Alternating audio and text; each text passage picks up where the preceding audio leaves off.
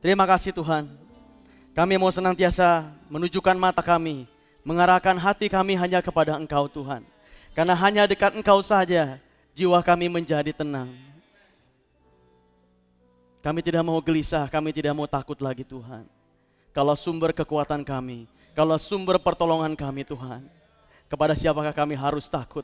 Kami punya Tuhan yang luar biasa. Kami punya Tuhan yang memegang seluruh alam semesta ini. Kau besar, Kau dahsyat, dan Kau luar biasa Tuhan.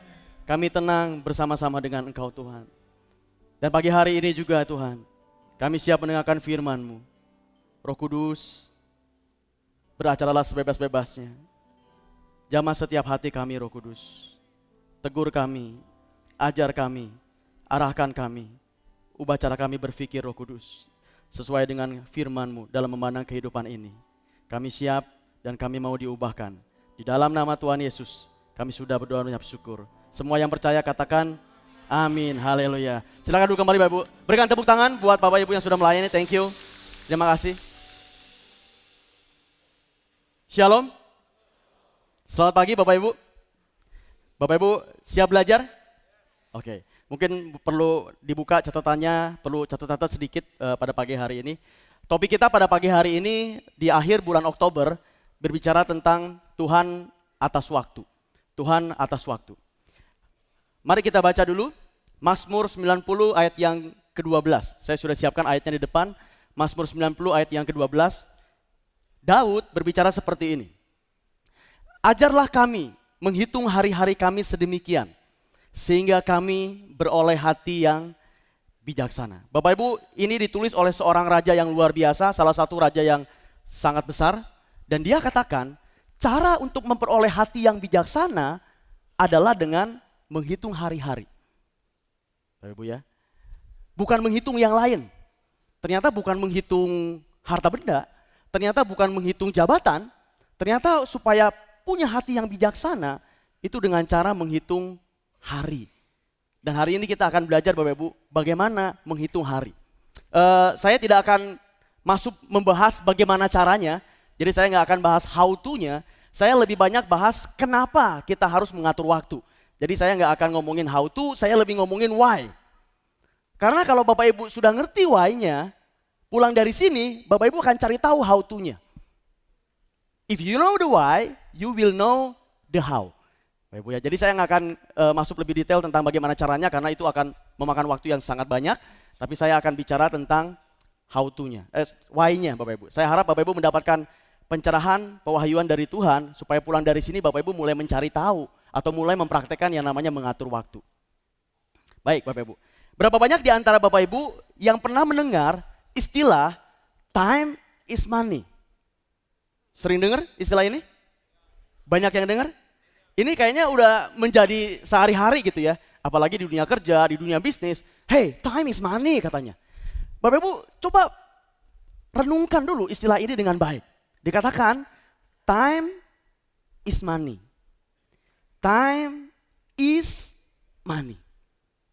Jadi kalau saya tanya, sebetulnya penyebabnya yang mana? Penyebabnya yang mana?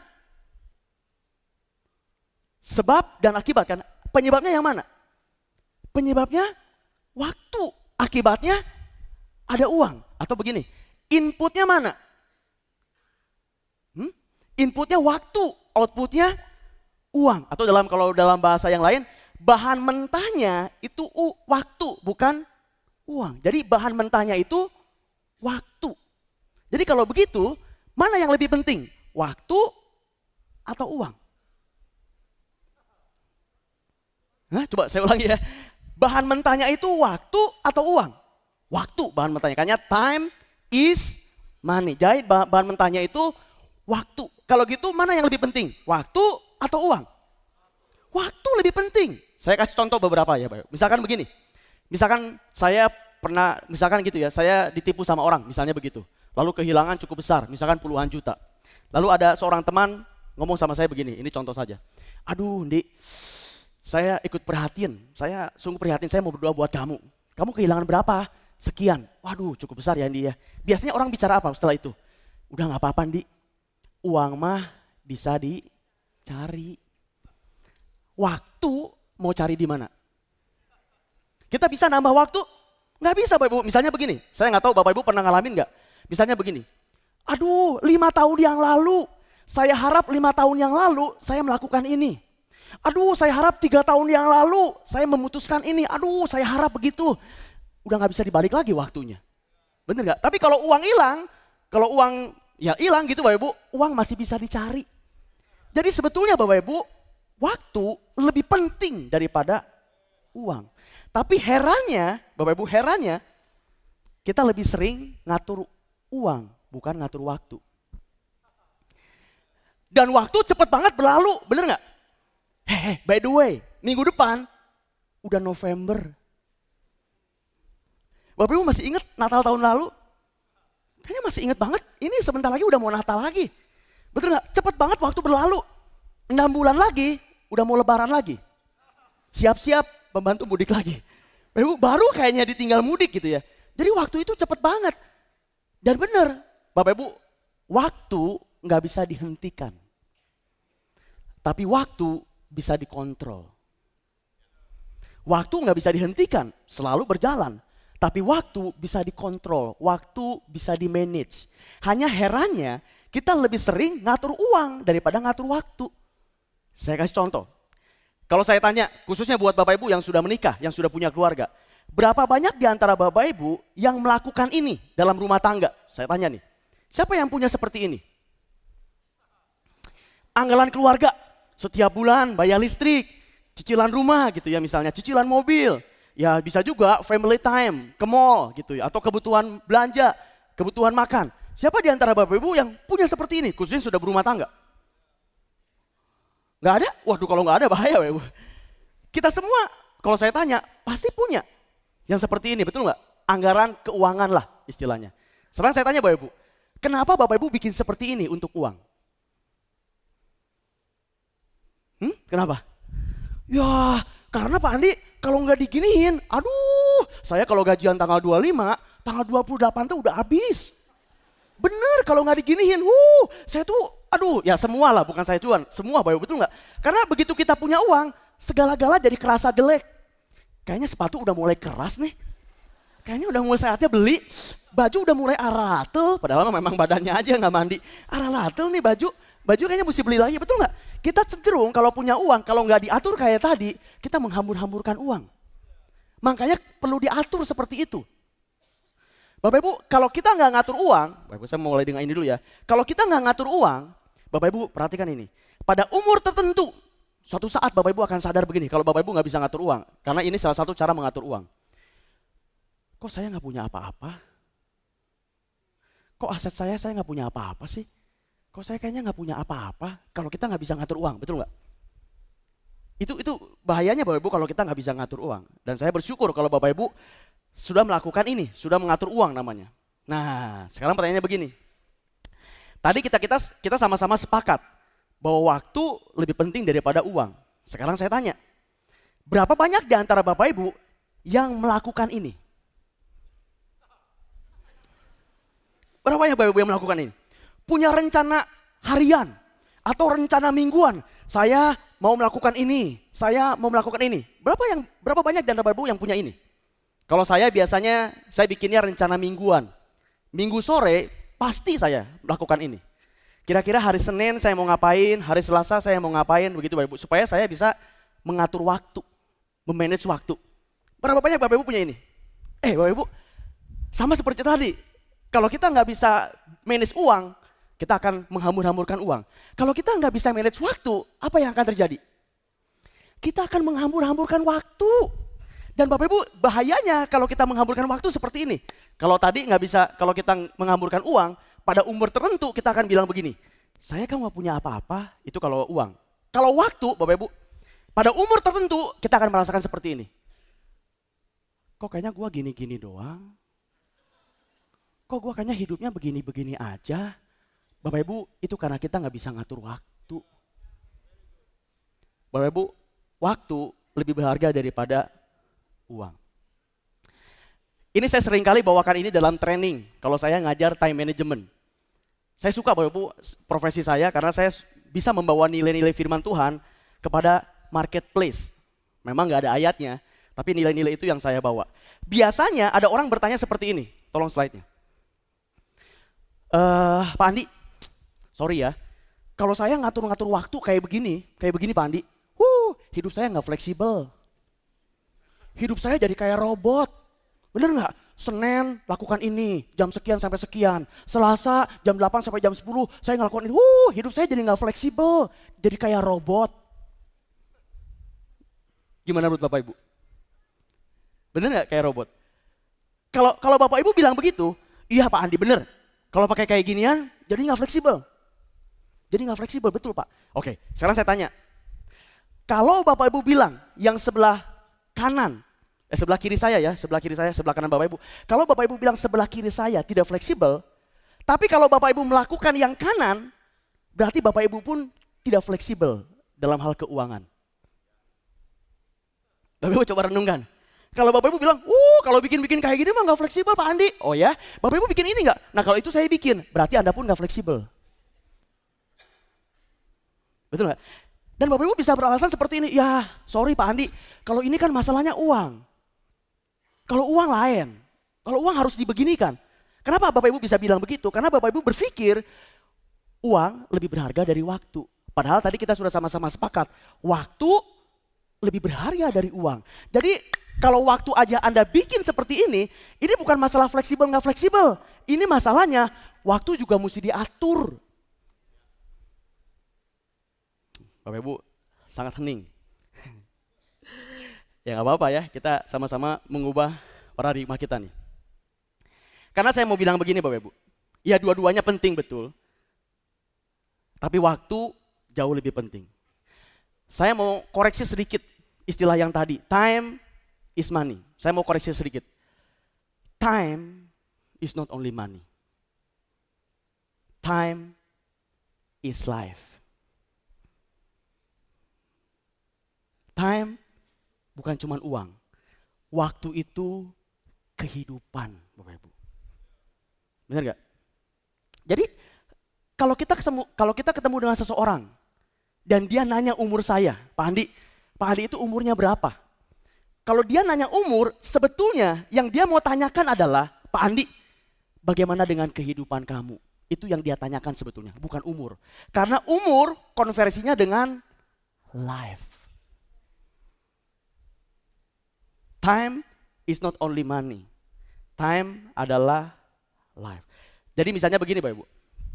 Saya misalkan punya teman dulu waktu zaman kuliah di Unpar. Saya sudah nggak bertemu sama dia karena kami lulus tahun 99. Jadi udah sekitar 18 tahun, misalnya begitu ya. Lalu misalnya saja, sebut saja namanya si Philip. Ketemu di Botani, misalnya ketemu di Botani. Hey Phil, nih Philip ya? Iya nih, aduh bro, apa kabar? Kemana aja? Kumaha, Darah Ramang gitu, karena kebetulan orang Bandung. Kumaha, Darah Ramang, udah berapa lama ya kita nggak ketemu? Udah 99, udah 18 tahun, udah 18 tahun ya. Hey, masih inget nggak dulu lagi ujian ini, nyontek ya kita gara-gara lulus itu, masih inget nggak nyontek? Dulu kita sampai begadang-gadang ngerjain tugas, betul nggak? Iya, gue juga masih inget. Terus saya nanya begini ke dia, Phil, gimana sekarang kehidupan lu? Setelah 18 tahun kita nggak ketemu, sekarang gimana kondisi lu? Sebetulnya yang saya mau tanyakan Bapak Ibu, Phil, dari sejak tahun 99 sampai 2017, 18 tahun kita nggak ketemu, apa yang sudah kamu lakukan dengan waktu kamu? Karena jadi apa kamu sekarang, waktu kita ketemu, sangat bergantung dengan apa yang kamu lakukan selama 18 tahun ke belakang. Bapak Ibu, time is not only money, time is life. Saya mau satu quote dari seorang hamba Tuhan yang saya banyak belajar dari beliau, namanya Miles Monroe. Dia bilang begini, the quality of your life is equal with the quality of your time. Kualitas hidup Anda sama dengan kualitas dari waktu Anda. Jadi bagaimana hidup Anda, hidup Bapak Ibu sebetulnya tergantung dari kualitas dari waktu yang Anda gunakan. Betul ya Bapak Ibu?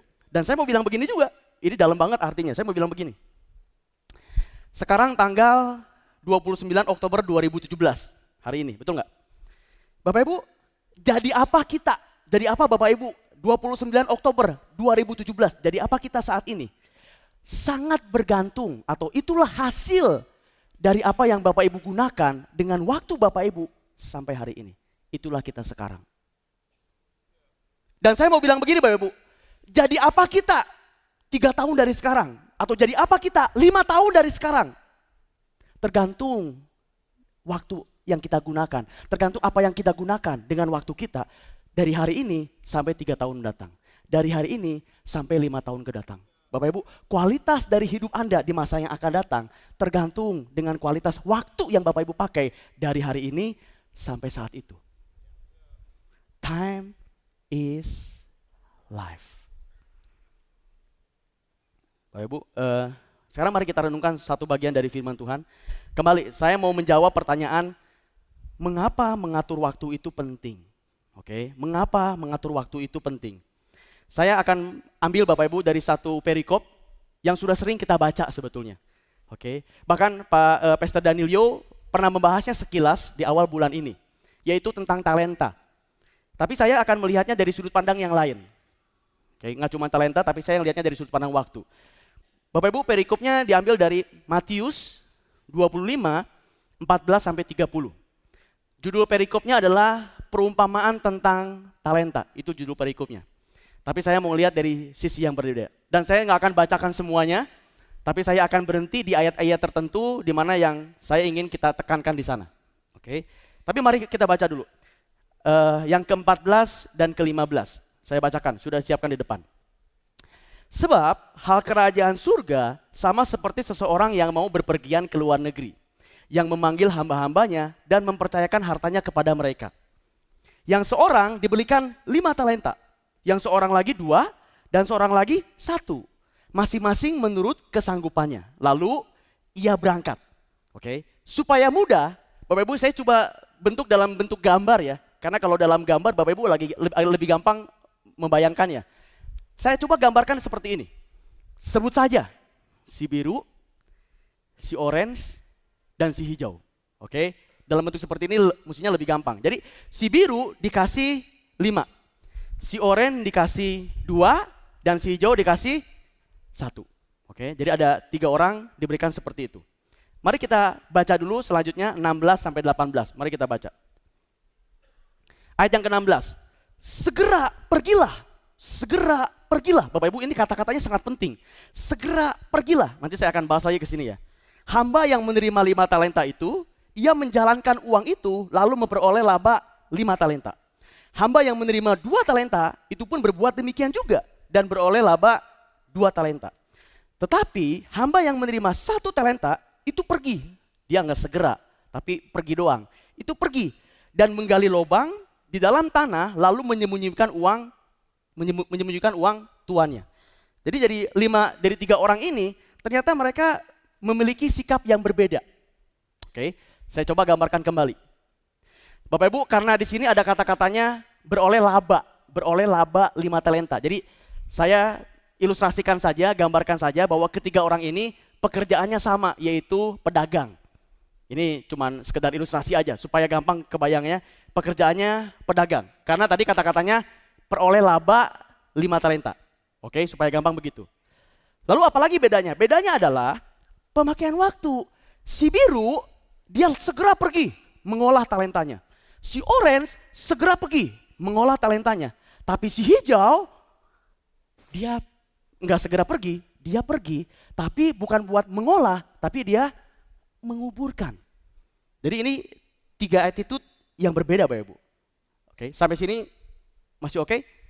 Oke ya, baik. Mari kita lanjut, ini makin lama makin menarik lagi. Mari kita baca ayat 20-21. Hamba yang menerima 5 talenta itu datang. Dan ia membawa laba 5 talenta. Katanya, Tuhan, 5 talenta Tuhan percayakan kepadaku. Lihat, aku telah beroleh laba 5 talenta. Wah, dengan bangganya Bapak Ibu, bahwa saya sudah beroleh laba 5 talenta. Maka kata tuannya itu kepadanya, kepada yang punya 5 talenta. Baik sekali perbuatanmu itu, hai hambaku yang baik dan setia. Engkau telah setia dalam perkara kecil. Aku akan memberikan kepadamu tanggung jawab dalam perkara yang besar. Nah, masuklah dan turutlah dalam kebahagiaan Tuhanmu. Saya ulangi Bapak Ibu. Masuklah dan turutlah dalam kebahagiaan Tuhanmu. Bapak Ibu, yang dapat 2 talenta pun kurang lebih sama. Saya skip aja, tapi kurang lebih tuannya juga bicara hal yang sama kepada orang yang punya 2 talenta atau si orange. Kepada si orange pun tuannya bicara hal yang sama. Jadi kalau saya gambarkan Bapak Ibu, sejauh ini berarti si biru talentanya 5, pekerjaannya pedagang, memakai waktunya mengolah talenta, hasilnya 5. Si orange talentanya 2, pekerjaannya pedagang, memakai waktunya mengolah talenta, hasilnya 2. Si hijau kita abaikan dulu ya, nanti kita akan bahas si hijau. Tapi saya mau fokus dulu ke si orange dan si biru. Nah, Bapak Ibu pertanyaannya begini, kenapa si biru dan si orange itu berhasil? Kenapa si biru dan si orange itu sama-sama menghasilkan? Kalau si biru memperoleh laba 5, kalau si orange memperoleh laba 2. Pertanyaannya begini, kenapa mereka bisa berhasil? Alasannya adalah karena mereka mengolah talenta, dalam hal ini diilustrasikan uang. Artinya, Bapak Ibu penting nih, artinya mereka menggunakan waktu mereka untuk bekerja dalam rangka memaksimalkan talentanya. Jadi kedua orang ini, si biru dan si oranye enggak nganggur, enggak. Dia buru-buru pergi mengolah talentanya. Artinya mereka memakai waktu mereka untuk mengolah talentanya dengan cara bekerja. Bapak Ibu, jadi sebetulnya waktu adalah bahan bakar dari Tuhan supaya kita bisa memenuhi panggilan hidup kita. Saya ulangi Bapak Ibu, jadi waktu sebetulnya adalah bahan bakar dari Tuhan supaya kita pakai untuk memenuhi panggilan hidup dari Tuhan. Bapak Ibu, keadilan Tuhan itu bukan dari uang.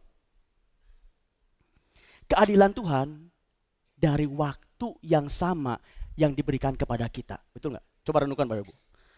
Keadilan Tuhan buat manusia bukan dari banyak sedikitnya jumlah uang yang kita terima. Bukan. Karena bisa beda-beda setiap orang. Betul nggak? Apa yang sama buat semua manusia dimanapun mereka berada? Waktu satuannya sama-sama 24 jam Bapak Ibu. Pak Jokowi, Presiden Indonesia yang sangat sibuk. Mohon maaf, ada orang yang tidak mampu di kota kecil di Indonesia, misalkan di mana gitu ya. Mereka semua kondisinya berbeda, tapi punya satuan waktu yang sama Bapak Ibu. Keadilan Tuhan buat manusia terlihat dari satuan waktu yang sama. Jadi modal waktu sebetulnya itulah bentuk keadilan Tuhan buat kita. Kalau Bapak Ibu bilang begini, Pak Andi, nggak heran hidup saya susah, nggak heran. Karena saya juga lahirnya dari keluarga miskin, saya juga lahirnya di kota kecil, saya nggak heran. Kalau saya kondisinya seperti ini, saya nggak heran Pak. Wajar-wajar saya kalau saya hidupnya susah. Karena orang tua saya juga susah, saya dari keluarga miskin. Oh kalau dia Pak, dia nggak heran kalau dia berhasil. Dia nggak heran kalau dia kaya raya, nggak heran Pak. Dia aja asalnya dari orang tua yang kaya, nggak heran dia begitu Pak. Bapak Ibu, itu nggak betul sama sekali. Perbedaannya bukan di situ, perbedaannya begini. Apa yang sudah kamu lakukan dengan waktumu? Itu yang membedakan orang berhasil dan orang yang tidak berhasil. Bapak Ibu, keadilan Tuhan buat kita itu di situ. Kita semua punya waktu yang sama. Bedanya ada orang yang pakai dengan maksimal, mengatur waktunya dengan baik. Ada orang yang tidak atur waktunya sehingga waktunya terbuang dengan sia-sia. Sebentar saya akan buktikan dalam firman Tuhan. Oke, lanjut ya. Jadi kenapa mereka berhasil? Karena mereka menggunakan waktu mereka untuk bekerja, memaksimalkan talentanya. Nah sekarang, gara-gara si biru dan si oranye berhasil, yaitu kan si biru kan dapatnya 5 talenta. Si orange berbuahnya atau labanya 2 talenta, betul ya? Apa akibatnya? Gara-gara mereka berdua ini bisa berbuah, menghasilkan. Ini akibatnya. Pertama, mereka disebut oleh Tuhan itu hamba yang baik dan setia. Berapa banyak di antara Bapak Ibu yang mau disebut baik dan setia nanti waktu ketemu sama Tuhan? Bapak Ibu, terus terang ya, ini salah satu ayat yang saya takut banget dari dulu, benar. Karena saya takutnya nanti begitu saya mati ketemu sama Tuhan, saya nggak disebut hamba yang baik dan setia loh. Bapak Ibu, saya takut banget serius. Makanya saya sangat berubah paradigma saya setelah saya membaca ayat ini. Karena saya ngeri, saya takutnya nggak disebut baik dan setia. Bersyukur buat kita pada akhirnya nanti Tuhan ngomong gini, hambaku yang baik dan setia. Itu saya akan sangat bersyukur, kita semua akan bersyukur kalau kita disebut seperti itu. Ini akibat yang pertama. Akibat yang kedua, ini yang nggak kalah penting Bapak Ibu. Dipercayakan hal yang lebih besar. Bapak Ibu, kalau saja cerita ini ada story lanjutan. Jadi kalau cerita ini ada lanjutannya, ada bagian kedua. Oke, bayangkan begitu ada bagian kedua. Kira-kira si biru sama si orange akan dikasih talentanya berapa oleh Tuhan? Kalau umpamanya ini ada cerita lanjutan. Kan kalau awal-awal cuma dikasih 5 toh, si orange cuma dikasih 2, betul? Lalu mereka berbuah 5, si biru jadi 10 totalnya, si orange berubah 2, jadi 4. Misalnya ada lanjutannya, ada story, si tuannya akan pergi lagi ke keluar kota. Kira-kira si biru sama si orange akan dikasih berapa kira-kira? Ya nggak tahu, memang nggak ada. Cuman pasti lebih banyak daripada yang sekarang. Bapak Ibu, ini poin penting loh. Betul nggak? Seringkali kita merasa, aduh Pak Andi, kerjaan saya cuma begini doang.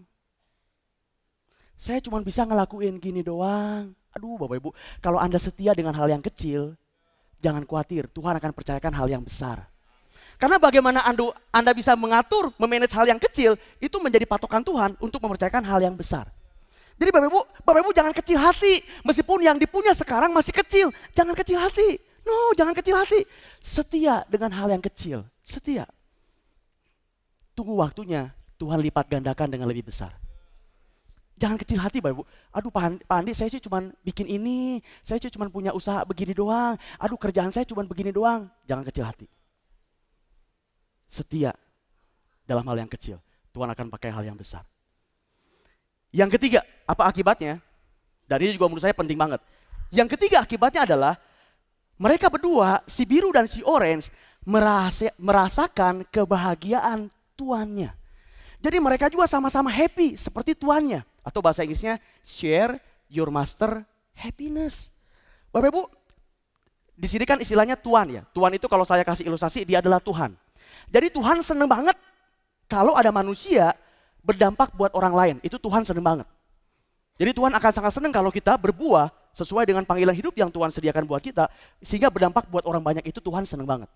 Karena memang untuk itulah kita diciptakan, betul nggak?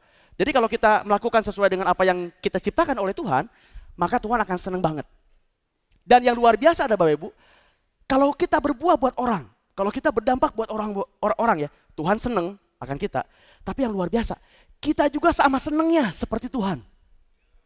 Kita juga merasakan kebahagiaan sebagaimana yang Tuhan rasakan kebahagiaan itu. Bapak Ibu, bukankah kita manusia di muka bumi ini mencari kebahagiaan? Nggak ada yang mencari kebahagiaan? Nggak ada. Kita semua mencari kebahagiaan. Dan ini salah satu rahasianya. Kalau kita bisa berbuah, mengolah talenta dengan bekerja, maka kita juga akan merasakan happiness, kebahagiaan sebagaimana Tuhan rasakan buat kehidupan kita. Menurut saya ini besar banget, huge Bapak Ibu. Jadi salah satu cara untuk happy adalah dengan kita bekerja untuk Tuhan. Bapak Ibu, kita sering pikir seperti ini. Karena saya kalau training di kantor-kantor sering banyak orang yang pikir seperti ini. Pak Andi, alangkah enaknya kalau hidup itu tidak bekerja. Bapak Ibu punya pandangan seperti itu? Alangkah enaknya kalau saya itu nggak ngapa-ngapain tapi uang datang. Bapak Ibu, ya hati-hati dengan pemikiran seperti itu. Kalau kita nggak kerja, percaya Bapak Ibu, kalau kita nggak kerja itu membosankan. 2 minggu mungkin happy, 2 minggu kayaknya asik gitu. Tapi tinggal tunggu 3 bulan nggak ngapa-ngapain, boring Bapak Ibu. Contoh ya, waktu kita dulu SMA atau SMP, liburan kenaikan kelas.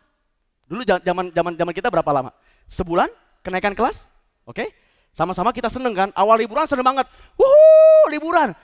2 minggu seneng banget. Bisa bangun siang, bisa main, bisa kalau mall zaman dulu belum ada. Kemana ya? Ya ke rumah teman, main, segala macam. 2 minggu seneng banget. 2 minggu sisanya, aduh kapan sih masuk lagi? Udah bosen di rumah, kapan sih aku udah pengen main sama si itu tuh. Kapan sih sekolah masuk lagi? Betul gak begitu? Kerja juga sama. Anda pikir kalau gak kerja itu enak? No, bosen. Saya kasih cerita, ini true story. Saya punya teman di konsultan. Sebut saja namanya R gitu ya, si R. Dia bilang ke saya waktu itu, Ndi gue mau keluar. Gue gak tahan, capek kerjanya. Sampai malam, gue mau udahan. Lu yakin beneran? Iya gue yakin deh beneran, ini teman cukup baik. Ya sudah, akhirnya dia memutuskan keluar. Saya tanya sebelum keluar, memang lu ada punya rencana apa? Gue gak punya rencana apa-apa dulu, gue mau nyantai-nyantai aja dulu. Gue mau nyantai-nyantai dulu, menikmati jerih payah gitu istilahnya begitu. Istrinya sih kerja, makanya cukup aman. Ya sudah, biarin. Maksudnya ya ada ini dari istrinya. Bapak Ibu, seminggu berlalu setelah dia keluar, seminggu berlalu, saya telepon. Bro, gimana? Udah seminggu, kumaha? Enak gak? Enak banget, gua gak usah bangun pagi-pagi, gua gak usah capek-capek naik kendaraan, enak banget di rumah. Kerjanya antar jemput anak, nonton TV, nonton video, enak banget nih. Wah lu harus keluar juga, enak aja. Gak mau lah, ya udah syukurlah kalau begitu, gua seneng kalau lu seneng ya udah syukurlah. Minggu depannya, udah 2 minggu nih, saya telepon lagi karena teman baik kan. Udah 2 minggu, gimana? Masih enak? Enak, udah mulai lain nadanya, tapi masih ngomongnya enak. Ya nonton TV, seperti yang gue bilang lah, nonton TV, nonton video, antar anak, ya istirahat tidur siang, bobo gitu di rumah, enak lah. Bener nih enak, udah nggak apa-apa. Oh ya udah, syukur lah. Masih happy? Masih. Oh ya udah, syukur kalau gitu.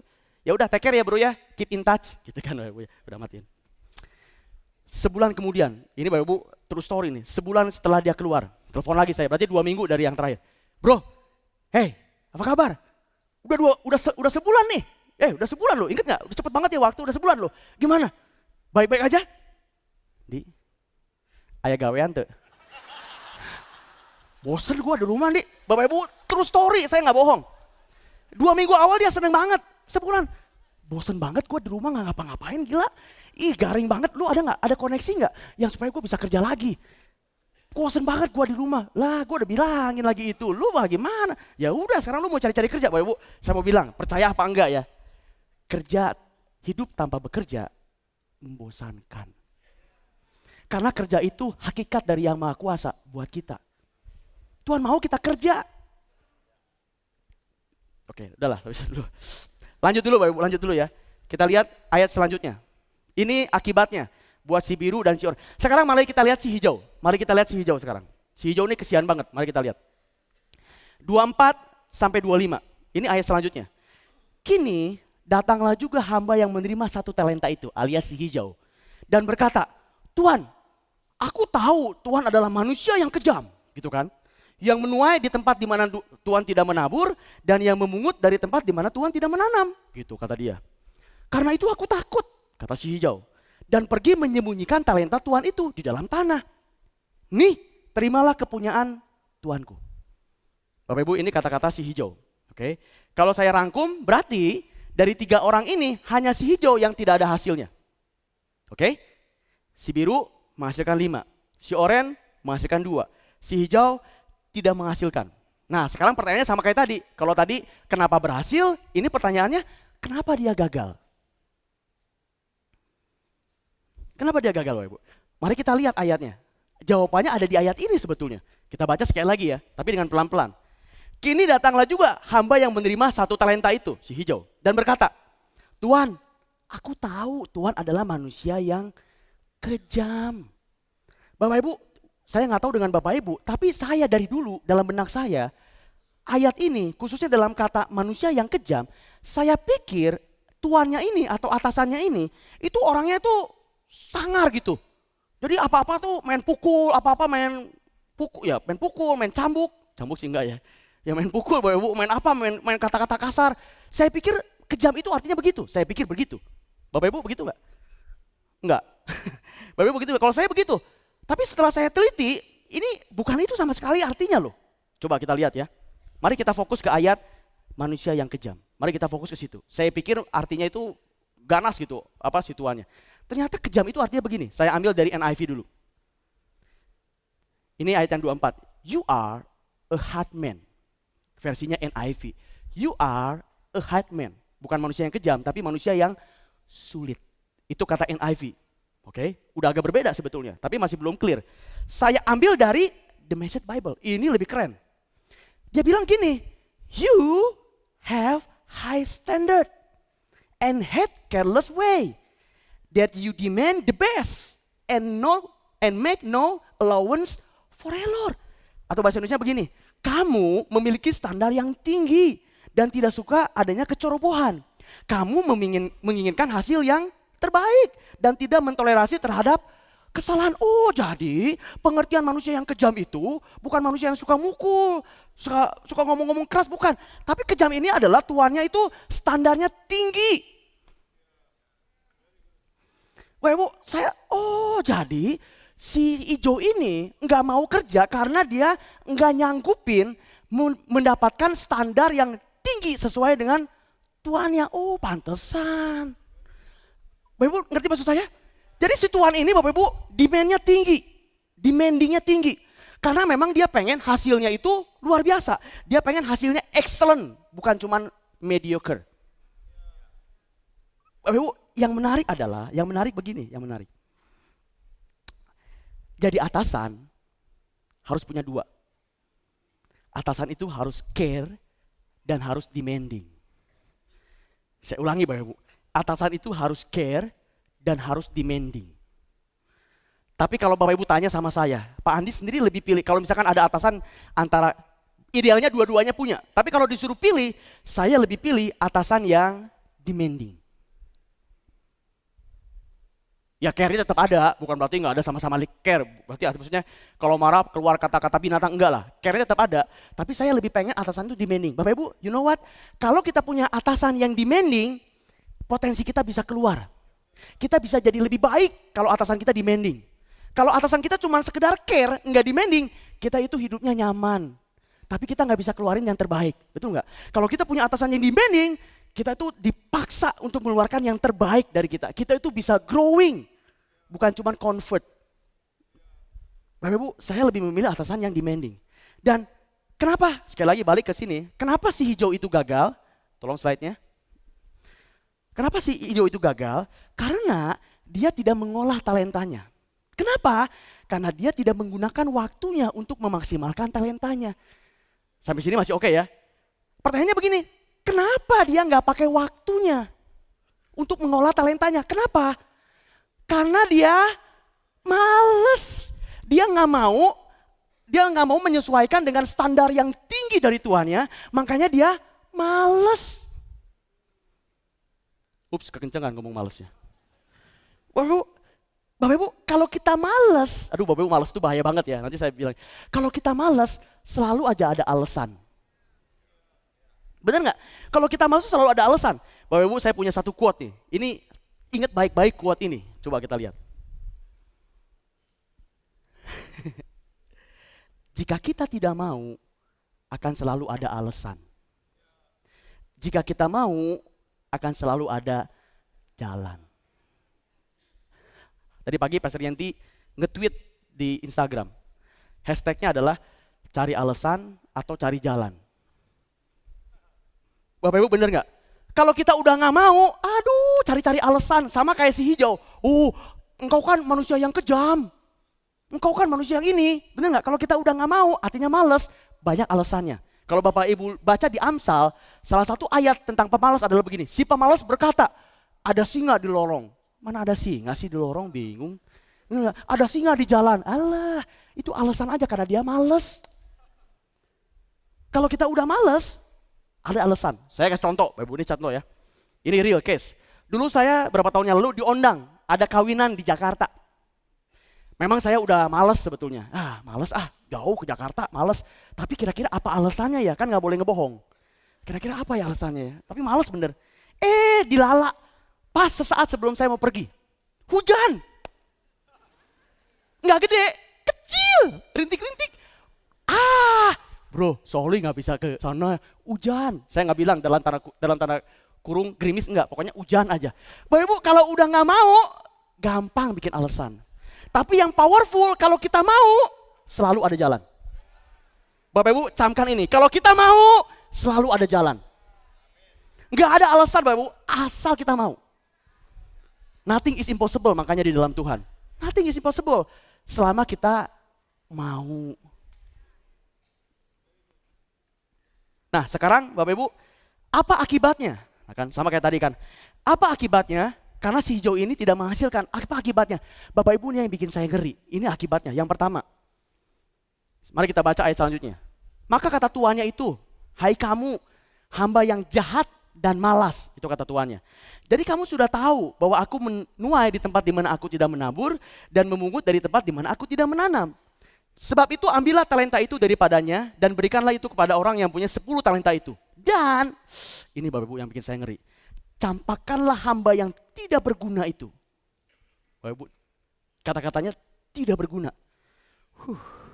Ke dalam kegelapan yang paling gelap, di sanalah akan terdapat ratap dan kertak gigi. Jadi kalau kita tidak menghasilkan sama seperti di hijau, akibat yang pertama kita disebutnya jahat dan malas. Yang menarik adalah bukan jahat dan bodoh, bukan. Jahat dan malas. Sebetulnya nggak ada orang bodoh, yang ada orang malas. Benar nggak? Makanya firman Tuhan katakan dia nggak bodoh, tapi males. Buat dua orang temannya, si biru dan si orange, nggak ada masalah tuh. Benar nggak? Kan sama-sama tuannya high standard. Sama-sama demanding, betul nggak? Tapi kenapa buat si biru dan si orange nggak ada masalah? Buat si hijau doang, karena memang dia bawaannya males. Bapak Ibu, saya hari Jumat, hari Kamis yang lalu, saya sharing firman Tuhan di doa pagi. Kebetulan topiknya tentang malas. Kebetulan banget Bapak Ibu, ya ini diatur sama Tuhan ya gitu ya. Yang menarik adalah Salomo di Amsal, saya coba riset gitu. Salomo di Amsal berapa kali menyebut kata malas? Saya pengen tahu. Ini Amsal kan yang nulis Salomo. Bapak Ibu shocking. Di Amsal, Salomo menulis kata malas ada 19 ayat. 19 ayat, entah katanya malas, pemalas, segala macam itu 19 ayat. Jadi boleh dibilang Bapak Ibu, Salomo sebel banget sama orang malas. Bohwat pisan sama orang malas Bapak Ibu. Itu Salomo tuh sebel banget, bener gak? Dan kita bisa ngerti, oh jangankan Salomo, kita aja sebel sama orang malas. Bapak Ibu kalau punya anak buah malas, seneng? Kalau punya anak malas di rumah, sebel gak? Sebel Bapak Ibu, gak heran Salomo 19 ayatnya. Dan salah satu yang saya mau sharingkan, kita gak usah buka ayatnya, Bapak Ibu nanti baca di rumah. Bahayanya malas kita lihat. Amsal 6, 9 sampai 11. Buka di rumah, saya gak buka. Tapi ini bahaya yang menurut saya paling hebat dari rasa malas. Firman Tuhan katakan begini di Amsal 6, 9 sampai 11.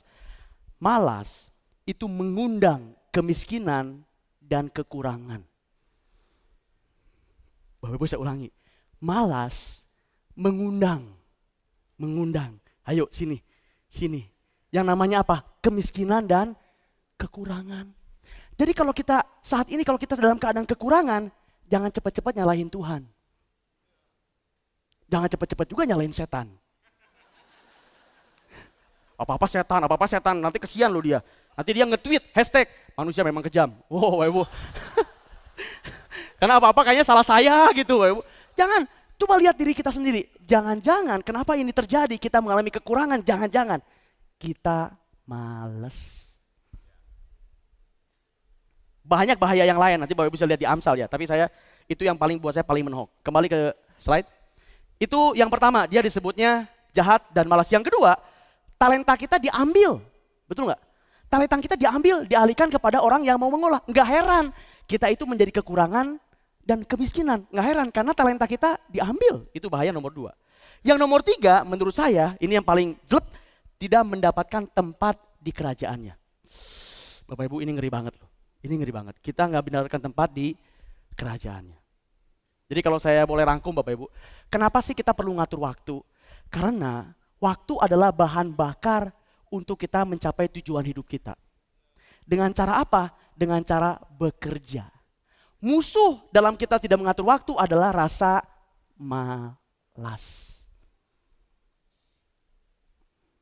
Saya tutup dengan satu quote dari Efesus 5 ayat yang ke-15 dan ke-16. Bapak Ibu, mari renungkan kata-kata ini. Karena itu, perhatikanlah dengan saksama bagaimana kamu hidup. Jangan seperti orang bebal, tetapi seperti orang arif. Dan pergunakanlah waktu yang ada, karena hari-hari ini adalah jahat. Hari-hari disebut adalah jahat. Bagaimana supaya hari-hari tidak jahat? Kita mesti ngatur bagaimana kita ngatur waktu. Atau kita mesti punya cara hidup orang arif, bukan orang malas. Semoga memberkati Bapak Ibu. Saya harap pulang dari sini Bapak Ibu punya komitmen untuk belajar lebih lanjut bagaimana cara ngaturnya dengan baik. Ngatur waktu dengan baik. How to-nya Bapak Ibu nanti bisa cari sendiri, oke? Saya undang bangkit berdiri Bapak Ibu. Mari kita sama-sama berdoa kepada Tuhan. Bersyukur buat firman Tuhan pada pagi hari ini. Saya nggak tahu seberapa banyak di antara Bapak Ibu yang disadarkan pada pagi hari ini. Kalau selama ini mungkin Bapak Ibu masih menganggap waktu itu hal yang remeh-temeh. Sehingga menyia-nyiakan banyak waktu untuk hal-hal yang tidak berguna. Pada pagi hari ini, firman Tuhan katakan, hati-hati kalau kita tidak bisa ngatur waktu dengan baik. Karena hari-hari itu jahat adanya. Saya silakan Bapak Ibu ambil komitmen, berdoa secara pribadi kepada Tuhan. Tuhan, aku mau berubah. Aku mau menggunakan waktu dengan lebih baik lagi. Aku mau menggunakan waktu dengan maksimal. Sebagai bahan bakar supaya saya bisa memenuhi panggilan dalam kehidupanku. Aku gak mau jadi orang malas Tuhan. Aku mau jadi orang yang arif supaya aku bisa menggunakan waktu dengan sebaik-baiknya. Saya persilakan Bapak Ibu berdoa secara pribadi kepada Tuhan. Ambil komitmen yang baru pada pagi hari ini. Ini kesempatan yang baik di mana kita bisa berkomitmen kepada Tuhan.